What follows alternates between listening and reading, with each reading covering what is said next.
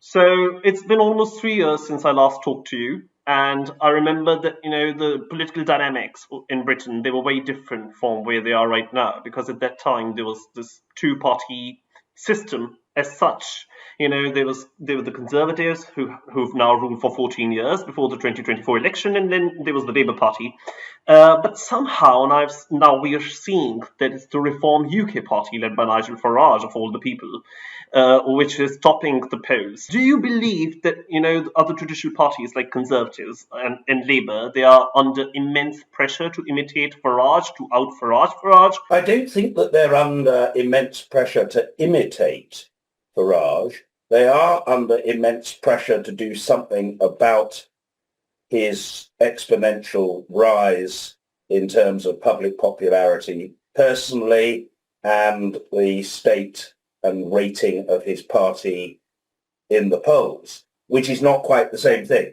So they know they've got a problem. Both Conservatives and Labour know that this is a big new threat and that it's not going away.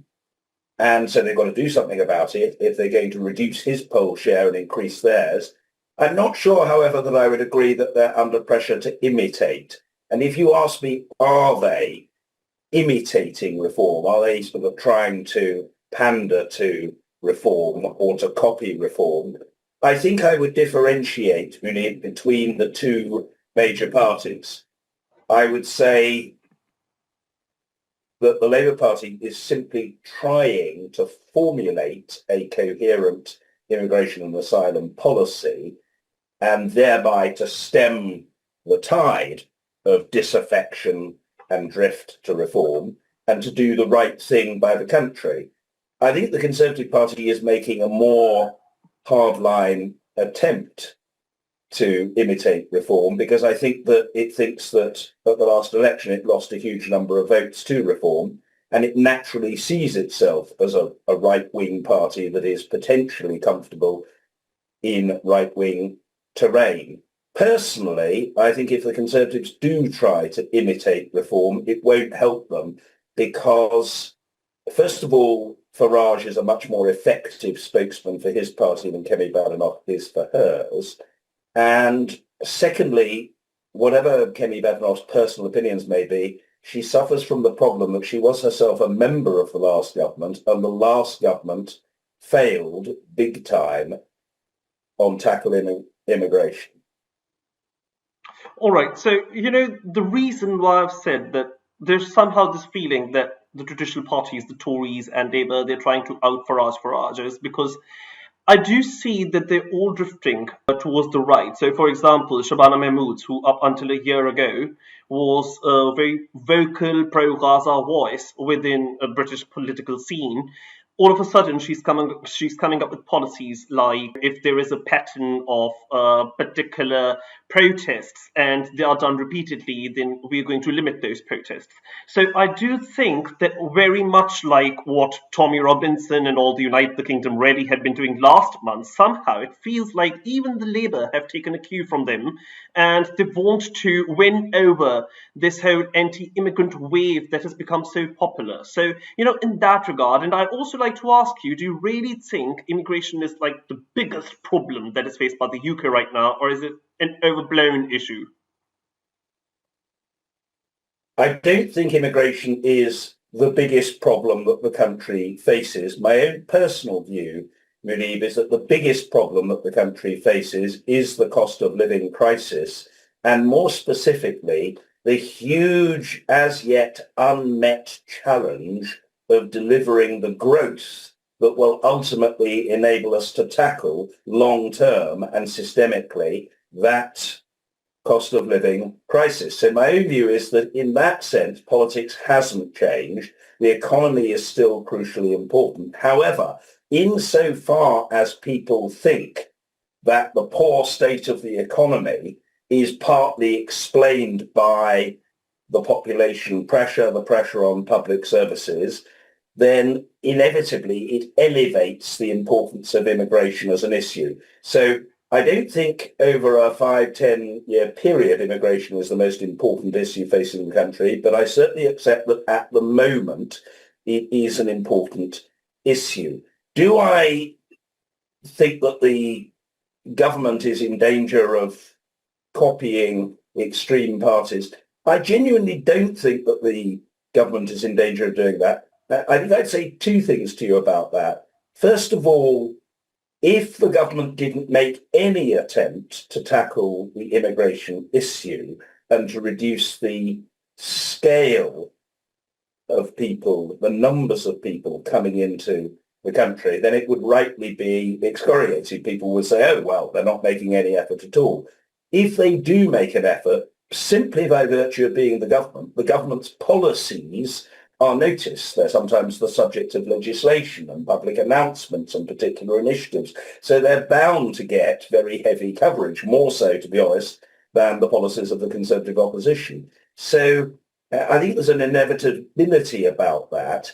And I think that there is one respect in which the government, I think, is right to try to grapple with the issue of immigration, and that is this. I have long been pro-immigration. I think that it's brought far more good to the country than harm. However, I do think there are very large numbers of people, including people of fundamentally quite liberal, small L liberal mind, who think that the numbers are now extremely high. And I'm not talking here about the so-called boats issue. The boats issue, frankly, is a very, very, very small part of a much wider picture. And the question of illegal immigration, is one thing, but it's quite a small part of the overall picture. There is a much bigger question of the overall level of legal immigration and whether we've got that level right or not. And I think that the government feels that as things stand, much more needs to be done. This mess, I may say, was caused, insofar as it's a problem, that was caused mainly by the very large wave during the Boris Johnson period in office. And I suppose I would say, in fairness to Shabana Mahmood, as Home Secretary, that there is a difference between opposition and government. You can say all sorts of things in opposition. In government, you have to face the realities in front of you and decide how to handle them. And I think that's what she's trying to do. As to the specifics of handling protests and so on, well, we can discuss that issue. Or if you ask me about identity cards or whatever, I'm a long time opponent of identity cards. I'm very skeptical of identity cards and so on. But I don't think it is right to say that the Labour Party is trying to ape Tommy Robinson. I think there's a world of difference between what Tommy Robinson stands for, and he is an absolute racist and a despicable, loathsome specimen of humanity, and somebody like Shabana Mahmood, who I regard as fundamentally a good person, trying in very difficult circumstances to do a decent job. I think that is one of the most nuanced takes on, this whole issue about protest and immigration. And so that brings me to where I do see Labour Party at least facing pressure. So yes, of course, I would never equate them to Tommy Robinson and all those characters. But I do feel that, there is that pressure mounting up on Labour Party to at least sound a bit in touch with that particular segment of the society, which is very angry about immigration. I think that's going to culture wars and the kind of talk and rhetoric that we get to listen on GB News and Talk TV. But, in all this wave of the far right, where we're seeing the government now talking about putting visa bans on people, even coming from Pakistan, if these countries do not take illegal immigrants back. Do you think there is some space for left-wing parties now, given the fact that Seth Polinsky is becoming very popular, and also the fact that Zara Sultan and Jeremy Corbyn, who've had a dodgy start, but they've reconciled the differences recently. Do you think they could come up with a sort of a coalition if there's a hung parliament in the next election? I don't think that they're likely to be, Muneeb, a decisive coalition. My answer to your question is this. They will be Jeremy Corbyn and Zara Sultana's party and the Greens, in the very literal sense of the term, alternative and dissident voices against the far right. And of course, they are differentiating themselves from the Labour Party as well. So in that literal sense, they're alternative voices and they'll be heard in the debate. Moreover, there is a proportion of the electorate, in my opinion, that will always go with them a proportion of the electorate that will always go with them, but I think that proportion of the electorate is rather small. So if you ask me, will they be an effective counter to the hard right, my answer is no. There is space for them and scope for them to win support, but my view is that the support they win will be overwhelmingly at the expense of Labour. Jeremy Corbyn and Zara Sultana on the one hand, and Zach Polanski on the other, are not going to take votes from the Conservative Party, but they do threaten to take some votes from the Labour Party. Now, as somebody who wants to see the Labour Party thrive, that is a concern for me. But, we are a free country and they're perfectly entitled to exist and campaign for what they believe, and they will attract some support. But if you're saying to me, do I think that the Greens and your party, that is to say the Corbyn-Sultana party, are likely to be in a position to hold the balance of power in a hung parliament, I think that's unlikely. I think that's very unlikely. And as to the result of the next election, I think it's still very open. Yes, I have to accept, reluctantly, but I do, that Reform is a serious contender. I don't mind saying to you that I think that the Conservative Party's chances at the next election are as close to nil as makes no difference. I don't say they're dead forever. It's always dangerous to write off the Conservative Party, but I think their brand is very, very, very badly damaged, and I don't think they're going to be a major force at the next election. I suppose you could imagine circumstances in which they might form some sort of agreement with Reform, possibly, but I don't think that's going to happen. I don't think there's any possibility of an alliance between those two parties before an election, and I don't think the Conservative Party has got a cat in hell's chance of winning the next election. The next election, in my view, will be between Labour and Reform. Is Labour doomed? No. It's very early days. There's a lot to be done. And, I have every hope that Labour can recover. But that it is in an extremely challenging position, and a much worse position than it would have wanted or expected 15 months ago, is undeniable. All right, before we sign off, actually, this just occurred to me, and I really wanted to know, you are not exactly a fan of Boris Johnson. It's an understatement. But, I believe that right after Boris Johnson, things truly got worse, with Liz Truss, Rishi Sunak, and now today we've got people like Kemi Badenoch. And if she's not there, then possibly Robert Jenrick, who complains about not seeing enough white faces in Birmingham.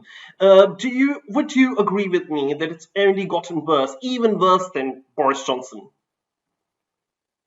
Well, I think what I would say to you, Muneeb, is that the position of the Conservative Party has got worse over the last few years.